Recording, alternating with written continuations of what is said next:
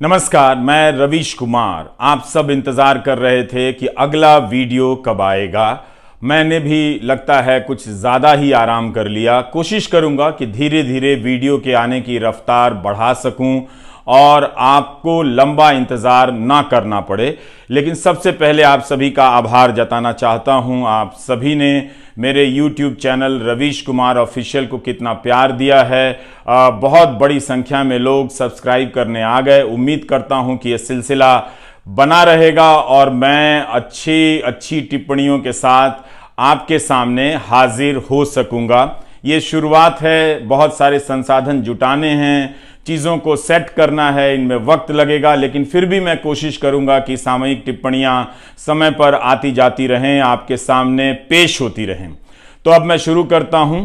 तो हम सब हर दिन सड़ी हुई व्यवस्था में रहने का अभ्यास करते रहते हैं, उसी में जीने लग जाते हैं, पता नहीं चलता कि उसमें जी रहे हैं। हर दिन खबरों में देखते हैं कि दिल्ली और आसपास की हवा का प्रदूषण कितना बढ़ गया है, लेकिन सांस ले रहे हैं। उसे ठीक करने के नाम पर नेताओं का बकवास भी सुन रहे हैं। लगे कि कुछ काम कर रहे हैं हमारे नेता, इसलिए उनका आपस में मुलाकातों का सिलसिला जारी है, मिलना जुलना जारी है। मिडिल क्लास घरों के कमरों में 25 से 40 हजार तक के एयर प्यूरिफायर लगा दिए गए हैं। वैसे ही जैसे पानी गंदा हुआ, पीने के लायक ना रहा, तो लोगों ने घरों में हजारों रुपए के आरओ सिस्टम लगा दिए। लेकिन एयर प्यूरिफायर लगाने से, आरओ सिस्टम लगाने से पानी की समस्या और हवा की समस्या का समाधान नहीं हो जाता है। समस्याओं पर बात करते करते हम समस्याओं में ही जीने लग जाते हैं। जैसे दिल्ली से गुरुग्राम जाने वाले लोग हर दिन 2 से 3 घंटे ट्रैफिक जाम के लिए निकाल कर रखते हैं। उनकी दिन भर की जागरूकता जाम में फंसे रहने के काम आती है। जाम के अनुशासित सिपाही की तरह चुपचाप गाड़ी डगराते रहते हैं, बम्पर टू बम्पर। उनकी कारों में झांक कर देखिएगा जाम में होने की कितनी सहनशीलता आ गई है। आपको अंदाजा होगा कि जो लोग नोटबंदी में लाइन में लगे थे, अभी तक लाइन से बाहर नहीं आए हैं।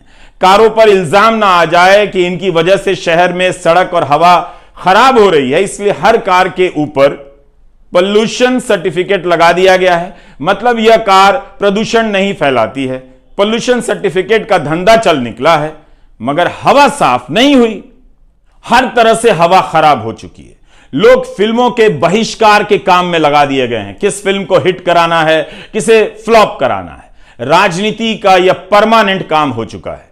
ऐसे समाज को खराब हवा में उसी तरह से जीने की आदत लग जाती है जिस तरह से दिन रात हिंदू मुस्लिम डिबेट की।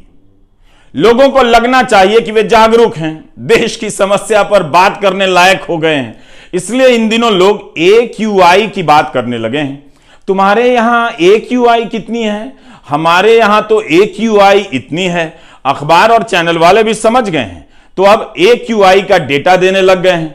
जल्दी ही शादी के कार्ड पर छपने लगेगा कि हमारे यहां जहां बारात टिकाई जा रही है AQI इतनी है। AQI जान गए तो आपको जानने की जरूरत नहीं है कि तवांग कहां है और वहां पर क्या क्या हुआ है चीन के साथ। बंदे को बाहर तो जाना है, मगर AQI ऐसे चेक करेगा इन दिनों जैसे अभी प्लान कैंसिल करने वाला हो कि नहीं जाएंगे। सरकारों को पता चल गया है कि जनता AQI की बात करने लगी है, तो कुछ चौराहों पर फव्वारे लगा दिए गए हैं, ऐसी मशीनें लगा दी गई, हवा की धुलाई हो रही है। इसे देखकर आप संतोष कर लेते हैं कि सरकार कुछ तो कर रही है। इन मशीनों का उद्घाटन होता है, उद्घाटन की तस्वीरों का प्रकाशन होता है। यह एक प्रमुख राजनीतिक कर्तव्य बन गया है। सभी को पता है कि राजनीति की हवा खराब हो चुकी है, लेकिन कहते हैं इसका विकल्प क्या है? विकल्प के नहीं होने पर गहरी सांस छोड़कर जहरीली हवा में सांस लेने लग जाते हैं। अपने अपने घर में एयर प्यूरिफायर लगा देने से लोकतंत्र की हवा या शहर की हवा साफ नहीं होती है। अपने आप को ठीक से समझिए। आप हर दिन जाम में रहने, सड़ी हवा में सांस लेने का अभ्यास करते जा रहे हैं। गलत हो रहा है, मगर उसी गलत में जीते जा रहे हैं। जिस शहर में लोगों को जाम में रहने का, सड़ी हवा में सांस लेने का, गलत को देखकर चुप रहने का अभ्यास हो, उस शहर में कौन इस बात पर सर पीट रहा है कि केंद्रीय विश्वविद्यालयों में शिक्षकों के हजारों पद खाली, तो पढ़ा कौन रहा है या सवाल पूछ भी कौन रहा है, इसकी भी कीमत आप दूसरे तरीके से चुका रहे हैं। कॉलेज में एडमिशन फीस देकर कोचिंग में जा रहे हैं, ठीक उसी तरह से जैसे हवा सांस लेने लायक नहीं है तो कमरे में एयर प्यूरिफायर लगवा रहे हैं। गरीब और साधारण घर के बच्चे जब क्लासरूम में पहुंचते हैं तब वहां पढ़ाने वाला मास्टर नहीं होता, या होता भी है तो वह गेस्ट लेक्चरर होता है जो कई साल से पढ़ाते पढ़ाते अपने अंधकारमय भविष्य की चिंता में डूब जाता है।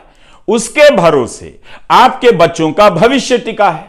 यह सब इसलिए हो रहा है ताकि आपके बच्चे जहां हैं वहां से आगे ना जाएं, बल्कि आगे जाने का सपना दिखाकर उनकी जेब से कुछ और पैसे निकाल लिए जाएं, जैसे सड़ी हवा दिखाकर आपसे एयर प्यूरिफायर के पैसे निकलवाए जा रहे हैं। जो पढ़े लिखे हैं और जिनके पास पैसे हैं वो जानते हैं कि यहां के विश्वविद्यालयों में कुछ भी नहीं रखा है, तो वे निजी विश्वविद्यालयों में लाखों की फीस देकर अपने बच्चों को बचा ले जाते हैं। ठीक उसी तरह से जैसे शहर की हवा सड़ गई है मगर घर में एयर प्यूरिफायर लगा लेते हैं।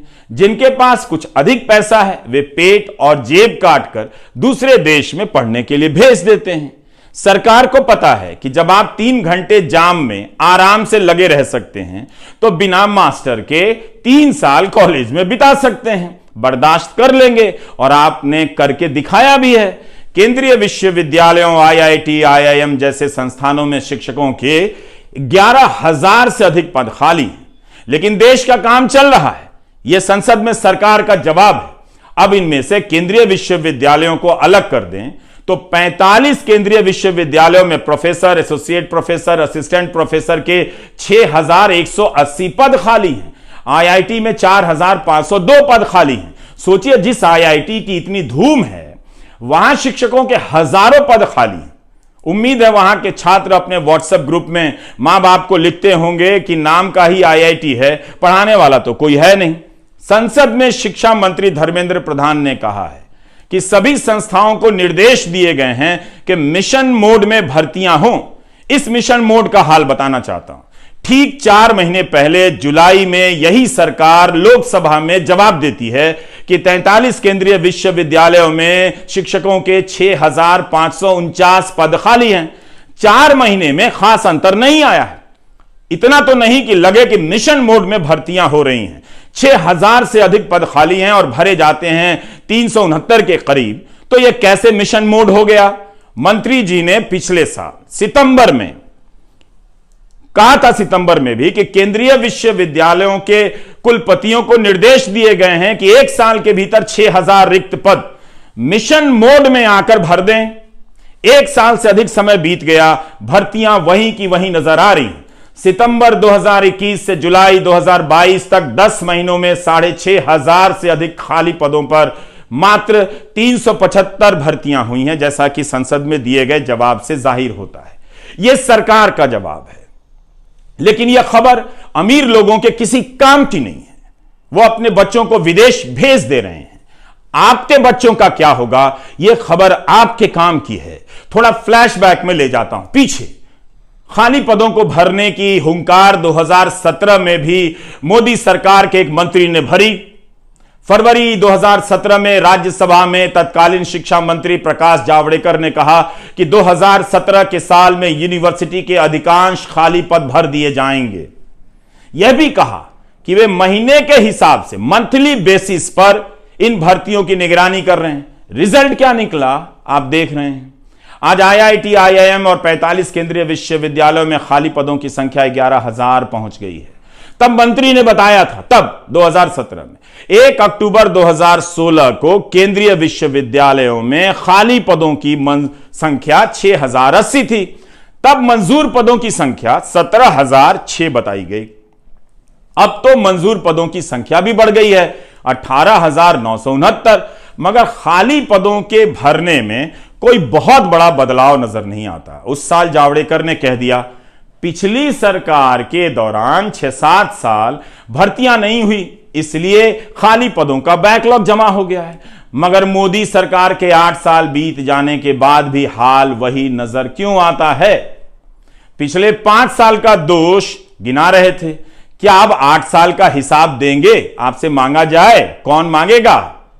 तो ये मिशन मोड में भर्ती, मंथली बेसिस पर निगरानी, इन सब के बाद केंद्रीय विश्वविद्यालयों की यह हालत है। मोदी सरकार के 8 साल गुजर गए, विश्वविद्यालयों में खाली पदों के कारण कितने साल तक कितने हजार छात्रों को बिना शिक्षकों के पास होना पड़ा, या गेस्ट लेक्चरर से काम चलाकर यूनिवर्सिटी ने एक अच्छे प्रोफेसर के बनने की भी संभावना हमेशा हमेशा के लिए समाप्त कर दी। इस पर बहस कीजिए। जिले के कॉलेज में अपने मां बाप को लेकर जाइए, दिखाइए कि पढ़ाई के नाम पर वहां क्या होता है, क्यों आप पढ़ाई में आगे नहीं निकल पा रहे हैं, जबकि आप करना चाहते हैं, आगे निकलना चाहते हैं। आप पीछे रह जाएं, इसलिए इन मामलों में धीमी गति से चला जाता है, आश्वासन दिया जाता है, देते ही रह जाते हैं, भर्तियां नहीं होती हैं। अपने जिले के कॉलेजों का हाल ईमानदारी से देखिए, लिखिए, सांसदों को बुलाइए, उनसे बात कीजिए।